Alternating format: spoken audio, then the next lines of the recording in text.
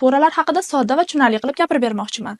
Men Nilufar Anvarova, Koreyada meditsinskaya kosmetologiya yo'nalishida tahsil olaman va O'zbekistonda minglab opa-singillarimizda yuzdagi muammolariga yechim topishda yordam beraman. Poralar o'zi nima? Terimizdagi mayda teshikchalar pora deb nomlanadi. Ular orqali terimiz nafas oladi. Organizmimizdan ishlab chiqarilayotgan yog' poralardan tashqariga chiqib ketadi. Ammo ba'zi sabablarga ko'ra poralar kengaya boshlaydi. Kun bo'yi yig'ilgan changlarni yuzingizdan tozalamay yotishingiz. Makiyaj qoldilari yuzingizda qolib ketsa, poralar kengaya boshlaydi, chunki poralar nafas ololmaydi, ichkaridan chiqayotgan sebumni chiqarib bera olmaydi, tashqariga yopilib qoladi.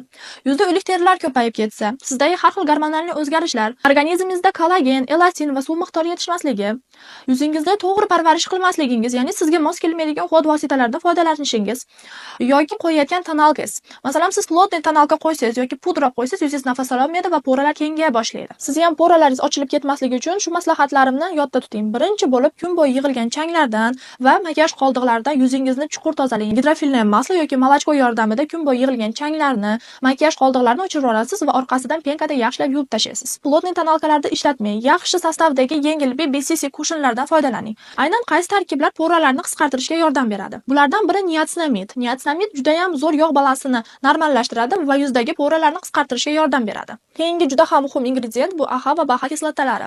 Bulardan ham me'yorda foydalansangiz, yuzingizga plyusga ishlaydi va yuzingizdagi poralar kengayib ketmaydi. Sizni ham pora yoki boshqa muammolar qiynayotgan bo'lsa, albatta menga direktdan murojaat qiling.